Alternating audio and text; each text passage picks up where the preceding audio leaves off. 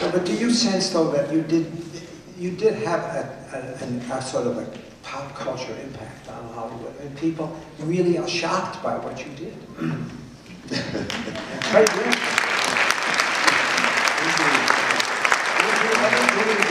you ever make another picture that had the same conceit?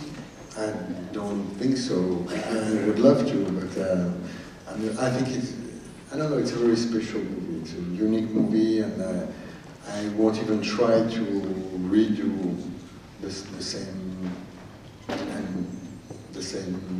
of movie. I mean, you can't surprise like this twice, I guess. I'm going to try to make something very, very different. I don't want to make a movie that could be compared to this one. And, you made sort of tongue-in-cheek thriller in the past. Is that a genre that you like to revisit? A what? A tongue-in-cheek thriller. I don't know. I made that? Did I make that? Wow. It doesn't translate. It's going to be hard to answer that question. But if I made it, you mean comedies? Yeah, no. well, yeah. So your previous picture was sort of a rather comedic thriller. Oh yeah, and a charming picture. But yeah, there were like spoof spy movies, comedies with Jean, and but actually there's something in common with the artists. They were a period movie, and I did the same thing in the artist that I did in the previous one. For period movie, usually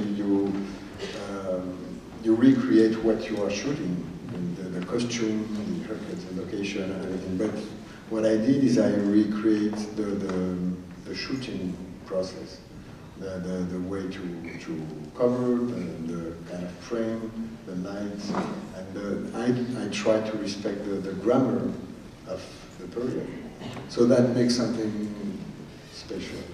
And that's what I did for the artist. And there's something, it looks like it's an old movie, but actually I made it this year, so it's not an old movie, it's a modern movie, except that it's it's a period movie, and I respect the shooting device of the period. That's like the hardest. What he did, a lot of people don't take it. They take it for granted because they feel like, oh, that's I think as a director, when I look at Michel's movie, I'm amazed at how exacting that part of the filmmaker is. I don't think people realize that. Thank you.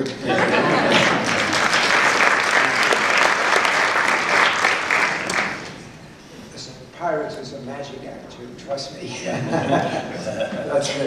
There's no way I think that billions of dollars could have emanated from Johnny skulking about as charmingly as he did. But Paul, you know, people think of Hollywood as being a sort of a group of people working individually on their projects, but it seems to me there is a fraternity of people in comedy, and that everyone really helps and competes. Is this a correct conclusion? Yeah, it is. I mean, there's the industry just tends to kind of float certain funny people up to a certain level. It's very odd, but we just kind of intermix and match. Like we'll always do a table reader early on and invite kind of all the other people in comedy that we know, and it is this group because we all love comedy. We all want to do good comedies, and there's not a ton of competition. I mean, I think I know it always bubbles under the surface. You always hope somebody's movie's going to bomb or something, which is terrible. But it's you really. I think we just kind of we love fine tuning, and we get very excited about comedy. We kind of like when you see somebody doing something that's new and different. And you know, it was so exciting to see Michel's movie because you're like, oh my, you know, wow. I remember in film school, I'm like, I wish I could make a silent movie because we love them, but like to have the nerve to do it and to figure it out so well, that gets us very excited in the group, and it's fun to help each other out because also we know we're going to be calling on each other for help when the other project comes up. So it's just a way to kind of hopefully ensure that better stuff gets done. But yeah, we just have fun. We love to laugh together. But you're different, it seems to me, than most people in comedy, because people in comedy tend to be very downbeat, dour people. You They run can't into be. Judd Apatow and he'll look at you and he won't say hello and say, I know my movie's too fucking long. But you know, it's like everybody's carrying this burden. So how do you get away with being cheerful? Well, you know, I was a stand-up comedian for years, and you talk about the most dour people in the world. Like stand-up comedians off stage generally tend to be like, everybody thinks it can be really fun to be in a room with comedians, and then it's like the most bitter room you've ever been in. Which is why I got out of stand-up, though, because I do have kind of a positive outlook on the world. I can get ground down, but most of my comedy tends to come from, I like the cringy comedy because for me it's always been about, I've always expected everything's going to be great, so there's nowhere to go but down every single day. But that's funny because I think most of us tend to face the world kind of optimistically, and so that's why I enjoy the comedy of like somebody just falling apart, things going poorly, and you know, that's why. But for like, I'm jumping all over the place. I'm sorry, but like in Bridesmaids, you know, as much as people remember the famous bathroom scenes and all that, the only reason that movie works is because it's a pretty serious story at its core about this woman just really on a downward spiral and almost kind of going through a nervous breakdown, and that's what you latch on to. And I always feel bad that as funny as Melissa is, and nobody's funnier than Melissa, that Kristen isn't getting her due for what she did in that film, because that is one of the hardest roles to pull off, to be that funny, but to be that engaging and serious, and to not put off an audience with all the terrible things she does. You know, and part of the math for us is a character has to be redeemable. If her character, we came into that movie and she was just a loser her whole life, I don't think we would have put up with her busting up her friend's shower. But so what the two most important scenes in that film is seeing her make that cupcake, and also seeing that picture of her in front of her business before it went out of business. So she looks strong and proud. Because you go like, oh, that she was together. And so then you're going to go through the fire going like, oh, I want her to be who she was before.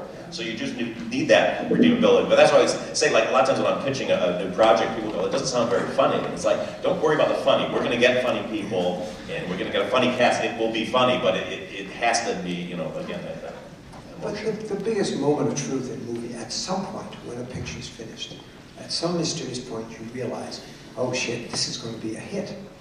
Roughly, when did that occur? When with you? Was it at the first screening or premiere or when? Well, I mean, we had no idea it was going to be a hit. We knew it was going to work because after the very first test screening, it really went well. And so there was no like, usually you end one of those going like, oh crap, we got to figure out a new ending, right? This and that. So that was kind of good. But then you never know, because literally the week, you know, it's all that tracking, all the stuff that the studios make you crazy with. You go, yay, we made a good movie. And then it's like, well, you're not tracking well, and this, and like, awareness is down. So like the week we opened, we went from the beginning of the week, like things are looking really good, to 2 days before, tracking's going down, to they made a decision. It was kind of weird to do like midnight screenings on Thursday night, which we're not Star Wars. You're not going to rush out of your house to see women shitting in a sink at midnight. I don't know, I know some people do.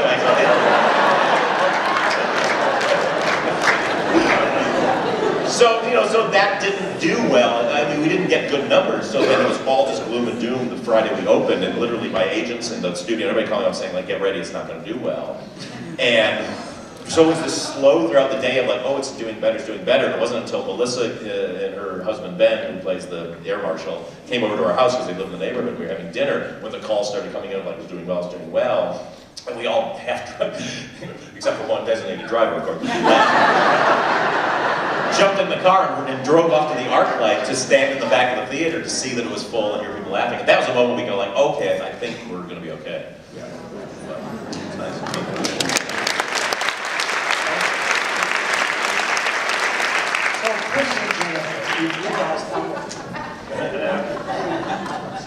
At what point did you say to yourself, rare fucking bird?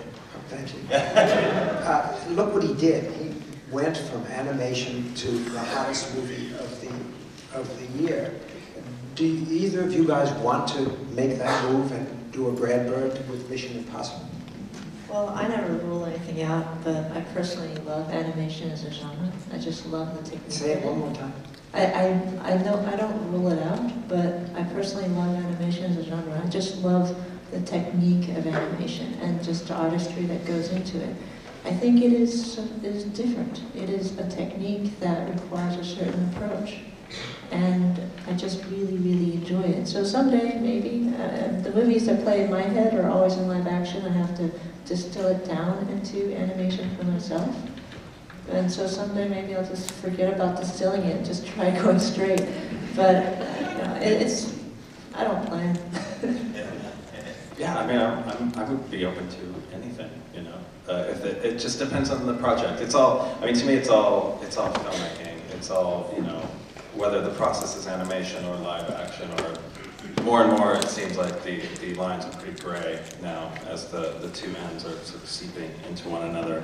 But it's all filmmaking, it's all storytelling, it's all character development, and, you know, I have to just really agree with Paul. It's like, you know, we're working on comedies, but at the end of the day, it's finding a story that you can emotionally attach to, you know. You know, in the case of Puss in Boots, it's two cats and a talking egg, and how, you know, that's what you're really stressing out about. Like, how are these enchanted creatures going to connect and relate to an audience? Because the funny is not necessarily the hardest part, but it's just making something that's going to connect and feel like it's special. It's what's going to make it live on. And if that's in animation, which I love the art form because there's just no limit to your imagination. Or if it's live action, I would be game. True. But the other element of flexibility that's opened up today, that more than ever, I think, in the past, is the ability to move from not only from animation to live action, but also from film to TV.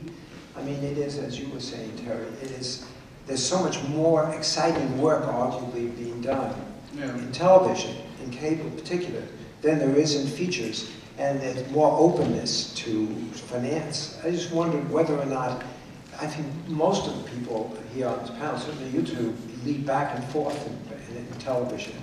I mean, I think for me with TV, first of all, I don't have the attention span or the patience to do like 3 years, my God. And with television, the process from beginning to the end is much quicker. Especially if you're doing, I did a network TV show, The District, and once you get on that conveyor belt of the 5 shows going through, you know, you're literally writing, prepping, shooting, post-production, putting it out there, and that goes through. So you can get great ideas up on screen pretty quickly, and the live action film, the feature film business, it's, you know, you're committing to 2 years of your life, or 3, and so you better not mess up. Well, those 2 years are gone, and it's actually why I went off and did a short, because I'd spent almost 5 years trying to get a film made about a UN diplomat called Sergio Vieira de Mello, who was killed in Iraq. Fantastic character. But particularly after Green Zone and a year of serious drama that went down the toilet, I knew there was basically no chance of getting that made. And I went through a process with Spike Lee on Inside Man 2, where we wrote God knows how many drafts, and that went down the toilet. I did a pilot for NBC that should have went down the toilet, and very quickly did. And by the end of that, I'm like, I gotta do something. And I had a short story, a true event that happened to an uncle of mine that he told to me and Daniel Day-Lewis 12 years before, and it had stuck in my head. And I'm like, okay, that's it. And I sat down in like 3 days and wrote the script of The Shore. My daughter, who's a producer, went out and got the money. We went to my house in Ireland. We shot it outside the front door. My son was the AD. My sister was the costume designer. Well, she's a very good costume designer. And within 6 days, we had this little movie that encompassed, for me, and for all of us, Kieran Hines, a great actor, came over and did it. And it involves the tide coming in and the tide going out. So we basically had 4 hours a day to shoot that there, you know, we'd wait for the tide. And thank God it didn't rain. And at the end of it, and now here we are, the George family's going to the Oscars with it. And so,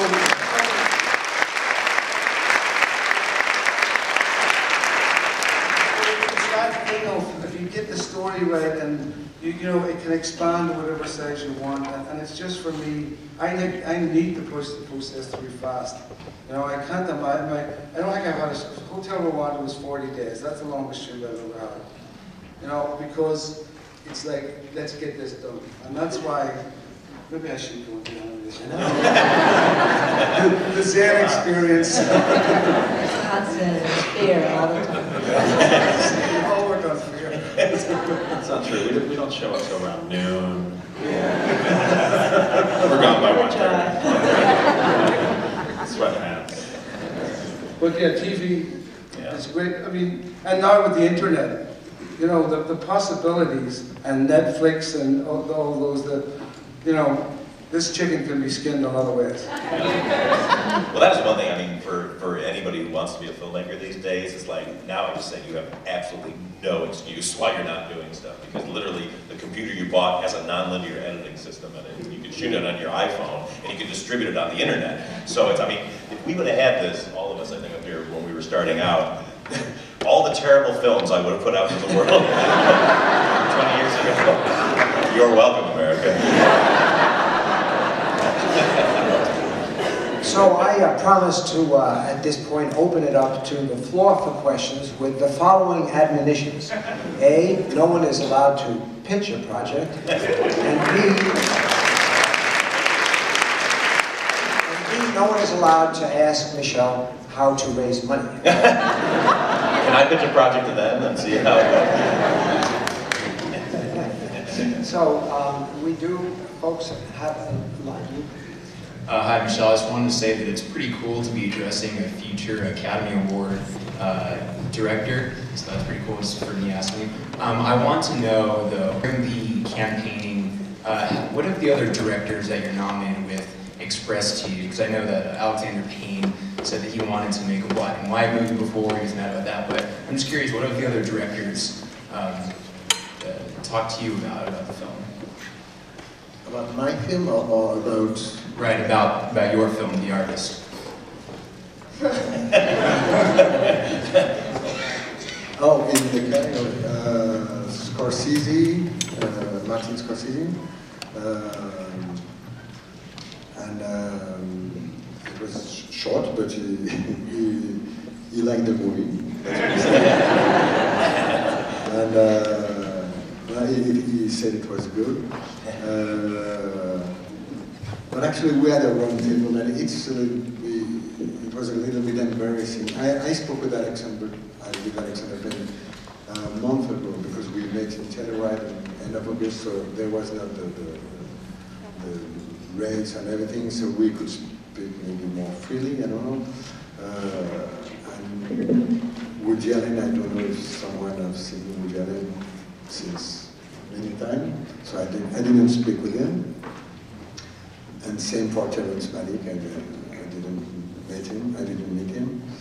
And do I meet someone? No, that's all.